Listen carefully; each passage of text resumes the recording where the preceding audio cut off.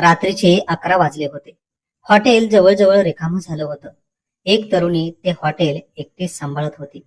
मी जेवण करून पैसे द्यायला काउंटरवर गेलो आणि नकळत माझ्या हाताचा स्पर्श तिच्या हाताला झाला. त्या क्षणी जणू वेळ थांबली. तिच्या नजरेत एक प्रश्न, एक भावना होती, जी शब्दात नव्हती पण स्पष्ट जाणवत होती. मी पैसे देऊन बाहेर पडायला वळलो, पण तेवढ्यात अचानक ती पाठीमागून धावत आली आणि म्हणाली, "थांबा." मी हळूच मागे वळून पाहिलं. ती माझ्यासमोर येऊन थांबली. तिनं माझा हात हातात घेतला आणि थरथरत्या आवाजात म्हणाली, "मला काहीतरी सांगायचं आहे." ती काही क्षण शांत राहिली आणि पुढच्या क्षणी तिनं जे बोललं ते ऐकून माझ्या पायाखालची जमीनच सरकली. "माझं नाव समीर आहे. मी गावाकडून पहिल्यांदाच या मोठ्या शहरात आलो होतो. माझ्याकडे काहीच नव्हतं, ना ओळखी ना मोठे पैसे, फक्त एक मोठी बॅग आणि त्याहूनही मोठी स्वप्न होती. गाव सोडताना मनात प्रचंड धडधड होती. पाय पुढे सरत नव्हते, पण स्वतःलाच पुन्हा पुन्हा समजावत होतो, समीर, घाबरून चालणार नाही. आई बाबा गावात खूप कष्टानं जगत आहेत. तुला काहीतरी करून दाखवायचं आहे. या शहरात स्वतःची ओळख निर्माण करायची आहे." त्या शब्दांनी जणू मला आतून धीर दिला आणि मी स्वतःला सावरत शहराच्या दिशेनं पहिले पाऊल टाकलं. शहरात पाय टाकल्यावर लगेचच जाणवलं की इथलं जीवन अजिबात सोपं नाही. इथं प्रत्येक जण आपल्या धावपळीत इतका गुंतलेला होता की कुणाकडे पाहायला सुद्धा वेळ नव्हता. प्रत्येक चेहऱ्यावर एक वेगळीच घाई, एक वेगळं स्थान दिसत होतं. सुरुवातीचे काही दिवस मी कामाच्या शोधात अक्षरशः भटकत होतो. एक ठिकाणाहून दुसऱ्या ठिकाणी आशेनं दरवाजे ठोठावत होतो, पण हातात काहीच लागत नव्हतं. राहायला जागा नव्हती, त्यामुळे रात्री बस स्टँडवर काढत होतो. थंडी, डास आणि मनातील अनिश्चितता यांच्याशी रोजची झुंज सुरू होती. कधी एखादा वडापाव खाऊन पोट भरायचो, तर कधी उपाशी पोटी झोपायचो. त्या रात्री खूप लांब वाटायच्या आणि प्रत्येक सकाळ एक नवीन संघर्ष घेऊन उभायचे. अशाच एका रात्री माझी काही तरुणांशी ओळख झाली. ते सगळेही माझ्यासारखे संघर्ष करणारे होते, पण त्यांच्या डोळ्यात हार मानलेली नव्हती, उलट जिद्द होती. त्यांनी मला मदतीचा हात दिला. त्यांनी मला टेम्पो चालवायला शिकवलं. सुरुवातीला मला काहीच जमत नव्हतं. हातपाय थरथरत होते. रस्त्यावर गाडी चालवताना भीती वाटायची. एखादी चूक झाली तर काय होईल याची काळजी सतत मनात असायची. पण हळूहळू मी शिकू लागलो.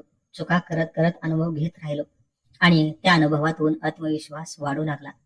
काही दिवसातच मी त्या टेम्पोवर काम करू लागलो. रोजचे थोडेफार पैसे मिळू लागले आणि मी प्रत्येक रुपया जपून साठवू लागलो, कारण मला माहिती होतं की हाच पैसा माझ्या पुढच्या आयुष्याचा पाया घालणार आहे. दिवस रात्र मेहनत करत, स्वतःच्या गरजा कमी करत मी एकच स्वप्न पाहत होतो, स्वतःचा टेम्पो घेण्याचं. काही महिन्यांनी माझ्या मेहनतीचं फळ मिळालं. मी एक सेकंड हँड टेम्पो विकत घेतला. त्या दिवशी माझ्या डोळ्यात आनंदाश्रू होते. मला असं वाटलं की आयुष्यात पहिल्यांदाच मी काहीतरी मोठं साध्य केलं आहे. माझ्या संघर्षाला एक दिशा मिळाली आहे. पण अजूनही एक मोठा प्रश्न उभाच होता. हा टेम्पो कुठे चालवायचा आणि रात्री झोपायचं कुठे? शहरात पार्किंगसाठी जागा नव्हती आणि रूम सुद्धा सहज मिळत नव्हत्या. कारण माझ्याकडे टेम्पो होता. अनेक ठिकाणी चौकशी केली, पण सगळीकडे नकारच मिळाला. त्यामुळे मी शहरापासून 5-6 किलोमीटर अंतरावर रूम शोधायला सुरुवात केली. एक दिवस मी खूप दमलो होतो. शरीर थकलं होतं, मन सुद्धा थोडं खचलं होतं आणि भूक तर लागलीच होती. म्हणून रस्त्याच्या कडेला दिलेल्या एका छोट्याशा हॉटेलमध्ये जेवायला थांबलो. हॉटेल अगदी साधं होतं, पण स्वच्छ आणि शांत वातावरण होतं. जणू त्या गोंगाटात एक छोटासा निवांत कोपरा मिळाला होता. मी आत जाऊन एका टेबलवर बसलो आणि अचानक माझं लक्ष समोर गेलं. ते हॉटेल एक तरुणी चालवत होती. तिच्या चेहऱ्यावर आत्मविश्वास आणि साधेपणा दोन्ही दिसत होतं. तिच्या हालचालींमध्ये एक प्रकारची शिस्त आणि मनापासून काम करण्याची वृत्ती जाणवत होती. हॉटेलमध्ये फक्त 2-3 गिराईक होते, पण ती प्रत्येकाची काळजी इतक्या आपुलकीने घेत होती की ते पाहून मला आश्चर्य वाटलं. काही क्षण मी तिच्याकडे पाहतच राहिलो. जणू त्या गर्दीच्या अनोळखी शहरात पहिल्यांदाच कुणीतरी आपुलकीनं काम करताना दिसलं होतं आणि त्या क्षणी मला एक वेगळी शांतता जाणवली. मग मी एक व्हेज थाळी मागवली. काही वेळात तीच तरुणी माझ्या समोर थाळी घेऊन आली. तिच्या हातातला तो साधा पण उबदारपणा जाणवत होता. जणू त्या जेवणात केवळ चव नव्हती, तर मनापासून केलेली सेवा होती. मी जेवण करू लागलो आणि ती थोड्या अंतरावर उभी राहून सगळं व्यवस्थित आहे का ते पाहत होती. तिच्या नजरेत एक जबाबदारी आणि एक काळजी स्पष्ट दिसत होती. जेवण इतकं स्वादिष्ट होतं की मला घरची आठवण आली. प्रत्येक घासात एक वेगळी चव आणि प्रेम जाणवत होतं. आणि त्या क्षणी मला जाणवलं की किती दिवसांनी मी मनापासून जेवत आहे. जेवण झाल्यावर मी काउंटरवर पैसे द्यायला गेलो आणि सहज विचारलं, इथे कुठे भाड्याने रूम मिळेल का? ती थोडी आश्चर्यानं माझ्याकडे पाहत म्हणाली, कोणाला हवे आहे? मी हलकसं हसत म्हणालो, मलाच हवी आहे. ती म्हणाली, वरती 2 रूम शिल्लक आहेत. मग तिनं विचारलं, कोण कोण राहणार आहे? मी उत्तर दिलं, मी एकटाच आणि माझा एक टेम्पो आहे, तो इथे पार्क करावा लागेल. तो मला चालत असेल तर बघा. ती काही क्षण विचारात पडली, कदाचित परिस्थितीचा अंदाज घेत होती आणि मग शांतपणे म्हणाली, ठीक आहे, मला काही प्रॉब्लेम नाही. तिच्या त्या एका वाक्यानं माझ्या मनावरचं ओझं हलकं झालं. मग तिनं विचारलं, तुमचं नाव काय? मी म्हणालो, माझं नाव समीर आहे. ती हलकस हसली आणि म्हणाली, माझं नाव कांचन. चला तुम्हाला रूम दाखवते. मग मी तिच्या मागे वरच्या मजल्यावर गेलो. जिना चढताना माझ्या मनात एक वेगळीच उत्सुकता होती. तिनं दरवाजा उघडला आणि मला रूम दाखवू लागली. एक छोटस किचन, एक मोठा हॉल, खिडक्यातून येणारी थंड हवा आणि साधं पण आरामदायक वातावरण. त्या जागेत एक वेगळी शांतता होती, जी मला लगेच भावली. मी आजूबाजूला नजर फिरवत म्हणालो, ठीक आहे, पण भाडं किती आहे? ती थोडी हसली आणि म्हणाली, 3,000 रुपये. माझ्यासाठी ते भाडं परवडणार होतं, कारण आता माझ्याकडे स्वतःचा टेम्पो होता आणि कमाईही सुरू झाली होती. मी लगेच म्हणालो, ठीक आहे, मी आजपासूनच राहिलो तर चालेल का? ती माझ्याकडे पाहून सहजपणे म्हणाली, ठीक आहे, मला काही प्रॉब्लेम नाही. मग मी 2,000 रुपये काढून तिला देत म्हणालो, हा ऍडव्हान्स घ्या. ती म्हणाली, ऍडव्हान्स द्यायची काही गरज नाही. पण मी आग्रह केला, असू द्या. आणि आमचं थोडंफार बोलणं झालं. तिच्या बोलण्यात एक साधेपणा आणि आपुलकी होती, जी मला या अनोळखी शहरात पहिल्यांदाच जाणवली. आणि त्या क्षणी मला असं वाटलं की कदाचित हा प्रवास आता थोडासा सोपा होणार आहे. ती म्हणाली, काही गरज लागली तर सांगा. इथे शेजारीच माझं सुद्धा घर आहे. म्हणजे तिचं घर माझ्या घराला चिकटून होतं. माझ्या टेम्पोमध्ये थोडस सामान होतं, अंथरून पांघरून आणि काही कपडे. ते मी खाली उतरवून हळूहळू वरच्या खोलीत नेऊन व्यवस्थित लावून ठेवलं. इतक्या दिवसांनी मला स्वतःची एक जागा मिळाली होती. त्यामुळे मनातून एक मोठं ओझं उतरल्यासारखं वाटत होतं. जणू आतापर्यंतचा सगळा थकवा त्या 4 भिंतींमध्ये विरघळून गेला होता. काही वेळ मी शांतपणे बसून राहिलो. खिडकीतून येणारी थंड हवा, बाहेरचा हलकासा गोंगाट आणि आतली निवांत शांतता, याचं एक वेगळंच मिश्रण मला अनुभवायला मिळत होतं. आणि त्या क्षणी मला असं वाटत होतं की आयुष्यानं मला एक छोटासा पण खूप महत्वाचा आधार दिला आहे. मी खूप खुश होतो, कारण राहण्याची सोय झाली होती. खालीच हॉटेल होतं, म्हणजे जेवणाचीही चिंता नव्हती. आणि पुढे जाऊन कदाचित त्यांच्याकडे मेस सुद्धा लावता येईल, असा विचारही मनात डोकावून गेला. पण त्याबद्दल अजून बोलायचं होतं. त्या रात्री मी इतक्या दिवसानंतर पहिल्यांदाच निर्धास्तपणे झोपलो. ना कुठली भीती, ना कुठलाही ताण, फक्त एका नव्या सुरुवातीची गोड जाणीव होती. सकाळी लवकरच डोळे उघडले. मन ताजतवानं होतं. मी फ्रेश झालो आणि टेम्पोची चावी घेत खाली हॉटेलमध्ये आलो. पाहतो तर काय, सकाळी लवकरच हॉटेल सुरू झालं होतं आणि कांचन एकटी सगळं सांभाळत होती. तिनं माझ्याकडे पाहून हलकसं हसत स्वागत केलं. त्या हसण्यात एक आपुलकी, एक साधेपणा होता, जो मनाला अगदी आतपर्यंत भिडून गेला. मी म्हणालो, एक गरम चहा द्या आणि काही नाश्ता असेल तर द्या. काही क्षणातच ती गरमागरम चहा घेऊन आली आणि त्या क्षणी ती खूप सुंदर दिसत होती. साधेपणातलं सौंदर्य तिच्या प्रत्येक हालचालीतून झळकत होतं. मी तिच्या हातचा तो चहा घेतला. चहा इतका छान होता की पहिल्याच घोटात शरीरात एक वेगळीच ऊर्जा संचारली, गोड सुगंधी आणि मनाला प्रसन्न करणारा. थोड्याच वेळात तिनं नाश्ताही आणून दिला. तिच्या चालण्यात एक वेगळीच लय होती आणि तिच्या चेहऱ्यावर आलेली केसांची एक बट ती वारंवार आपल्या नाजूक हातानं कानामागे सारत होती. तो छोटासा हावभावही माझ्या लक्षात राहिला. खरंच ती खूप सुंदर होती, पण तिचं सौंदर्य केवळ दिसण्यात नव्हतं, तर तिच्या स्वभावात, तिच्या वागण्यात, तिच्या काम करण्याच्या पद्धतीत होतं. काही वेळात नाश्ता झाला. मी पैसे द्यायला काउंटरवर गेलो. पैसे दिले आणि तिला एक हलकसं स्मित देत कामाला निघालो. सुरुवातीला थोडी फार भाड्याची कामं मिळू लागली आणि हळूहळू माझा रोजचा दिनक्रम ठरून गेला. सकाळी लवकर उठणं, कांचनच्या हातचा चहा नाश्ता करणं, तिच्याशी 2 शब्द बोलणं, तिच्याकडे एकटक पाहत एक हलकीशी स्माइल देणं, मग दिवसभर टेम्पो चालवणं आणि संध्याकाळी परत तिच्याच हॉटेलवर येणं. गाडी तिच्या हॉटेलच्या बाजूला लावायची, तिच्या हातचं एक वेळेस थाळी खायची, जेवत असताना तिला चोरून पाहायचं आणि मग आपल्या खोलीत जाऊन दिवसाचा थकवा विसरून जायचं. हा दिनक्रम माझ्या आयुष्याचा एक अविभाज्य भाग बनला होता.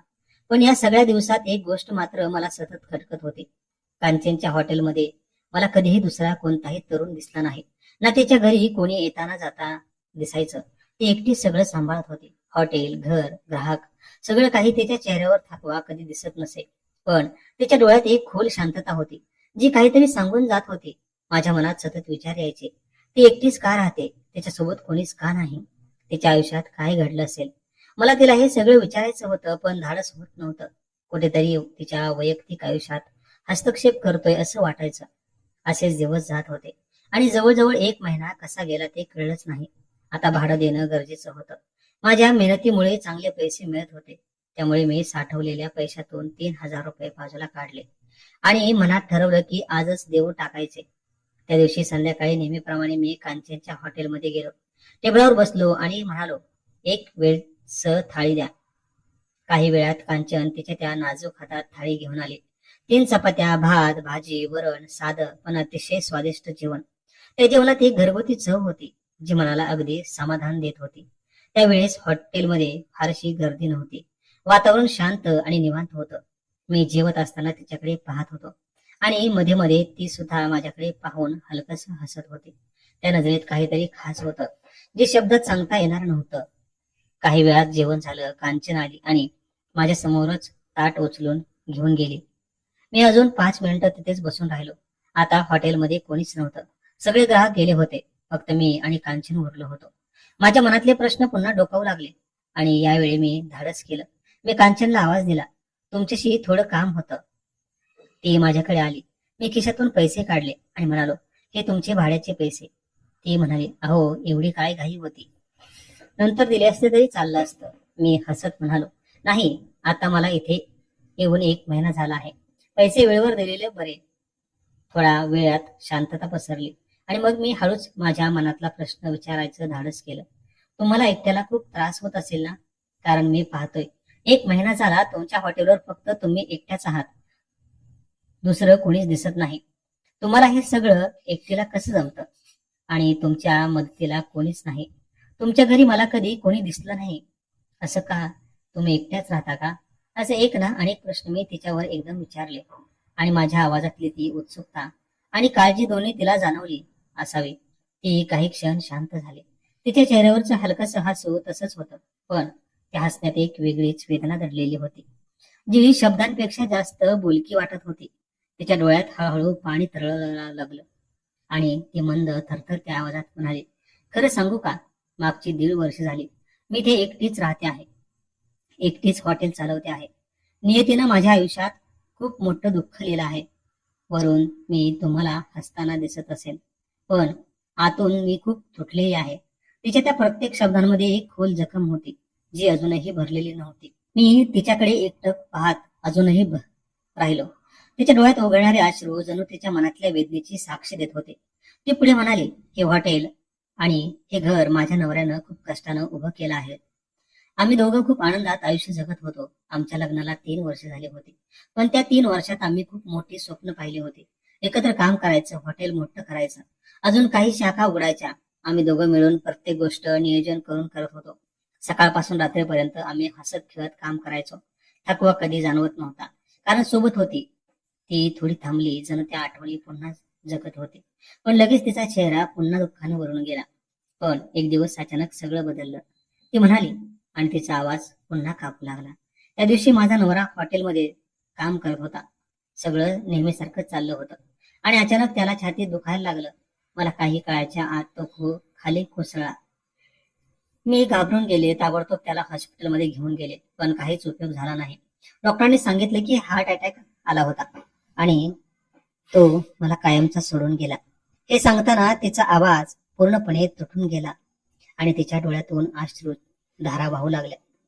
त्या एका क्षणात माझं सगळं आयुष्य उद्ध्वस्त झालं. त्या दिवसानंतर प्रत्येक गोष्ट बदलली. या भिंती, हे हॉटेल, प्रत्येक वस्तू, सगळं काही त्यांची आठवण करून द्यायचं. काही दिवस तर मी पूर्णपणे हरवून गेलो होतो.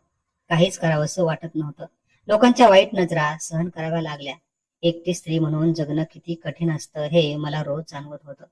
काही लोकांनी तर चुकीचे प्रस्तावही दिले. काहींनी सहानुभूतीच्या नावाखाली माझा फायदा करण्याचा प्रयत्न केला, पण मी स्वतःला सावरलं, कारण मला माहिती होतं की जर मीच खचले तर सगळं संपेल.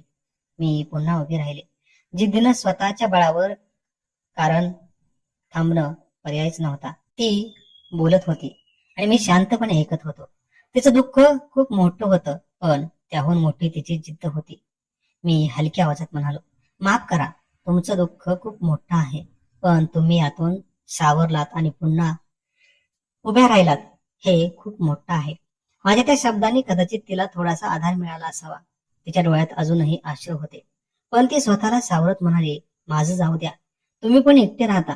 असं का? तिच्या या प्रश्नानं मी थोडा विचारात पडलो आणि मग शांतपणे माझी कहाणी सांगू लागलो. आई बाबा गावाकडे असतात. घरची परिस्थिती खूप हालाकीची आहे. आई बाबा आता वयस्कर झाले आहेत. त्यांना कष्टाचं काम जमत नाही. मी खूप दिवस गावाकडे काम केलं, पण तिथे चांगले पैसे मिळत नव्हते. म्हणून शहरात आलो. काहीतरी करून दाखवायचं म्हणून, त्यांना थोडा आधार द्यायचा म्हणून. सुरुवातीला खूप त्रास झाला.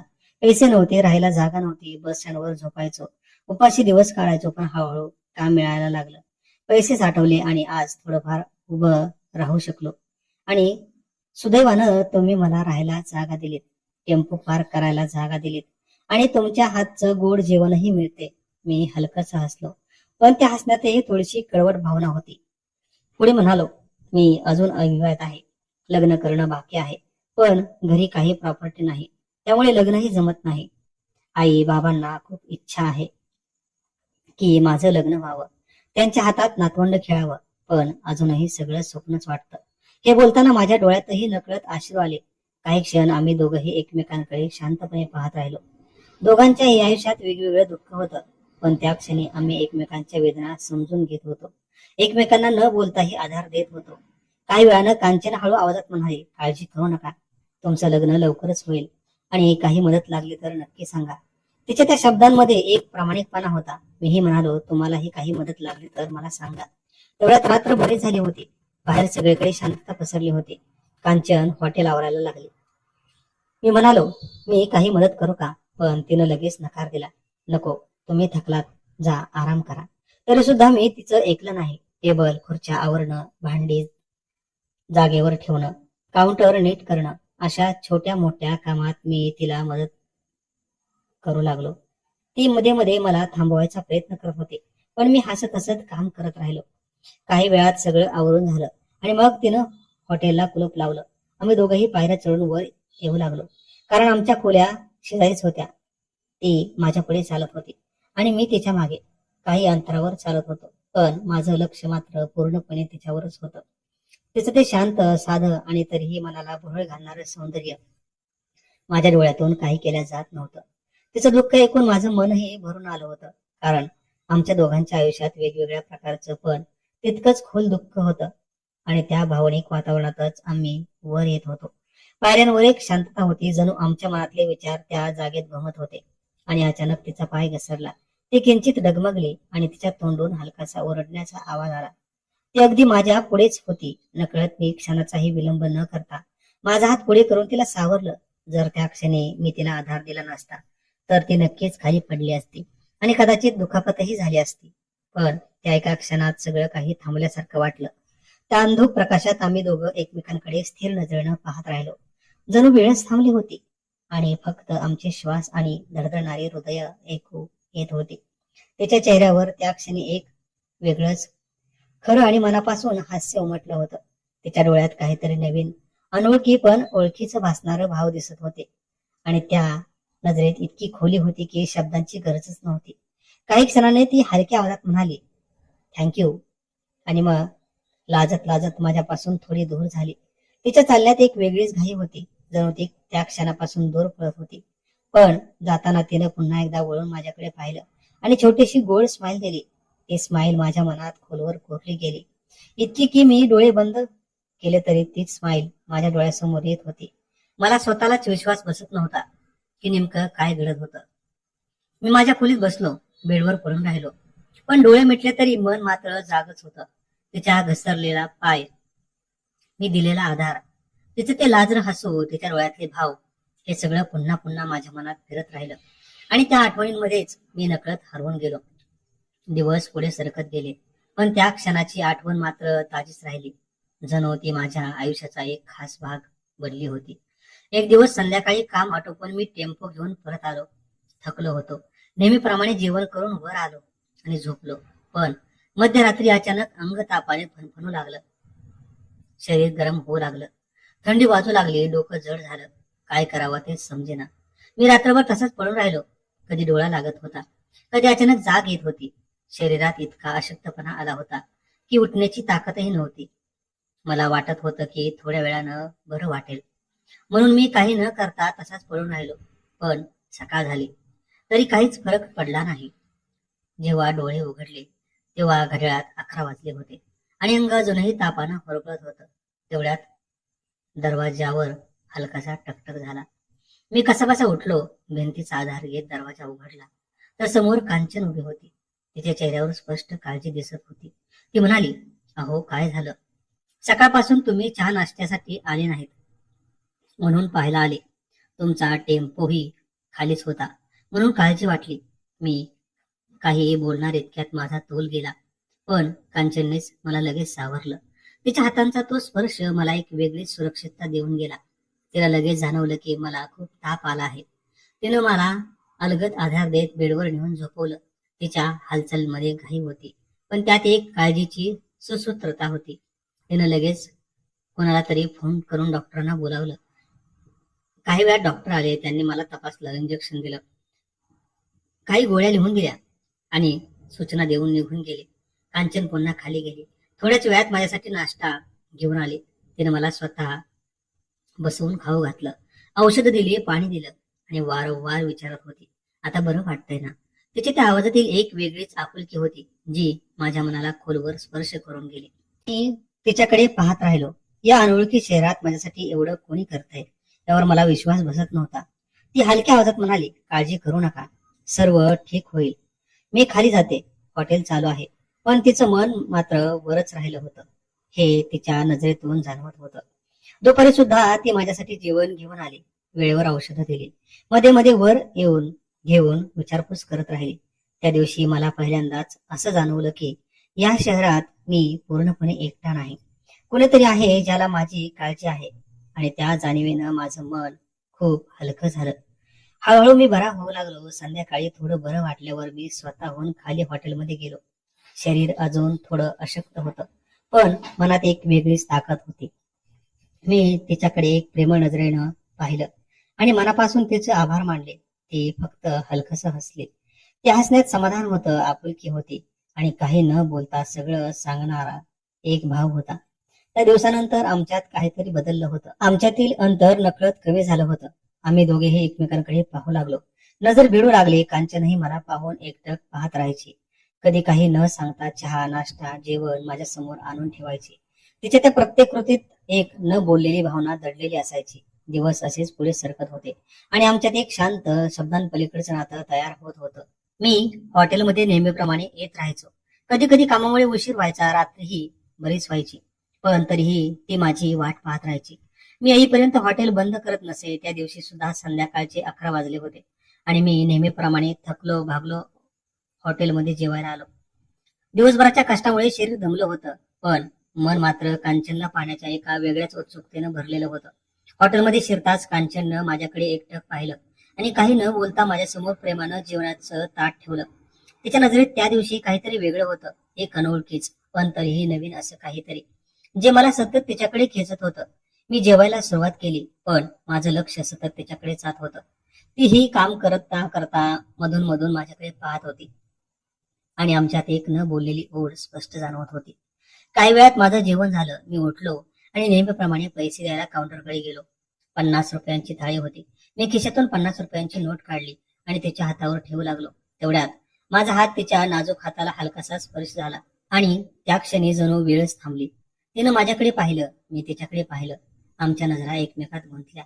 तिच्या ओठांवर हलकीशी स्माईल उमटली आणि माझ्या चेहऱ्यावरही नकळत हसू आलं. मी हळूच हात बाजूला घेतला, पण त्या स्पर्शाची ऊब अजूनही माझ्या हातात जाणवत होती. मी वळलो आणि बाहेर पळायला लागलो, पण माझे पाय जड झाले होते. जणू काहीतरी मला थांबवत होतं. आणि तेवढ्यात पाठीमागून तिचा आवाज आला, समीर. मी जागेवरच थांबलो. हळूच मागे वळून पाहिलं तर कांचन काउंटरवरून उठून माझ्याकडे धावत आले आणि माझ्यासमोर येऊन उभी राहिली. आता आम्ही दोघं अगदी जवळ उभे होतो. आमच्या श्वासांची चाहूलही एकमेकांना जाणवत होती.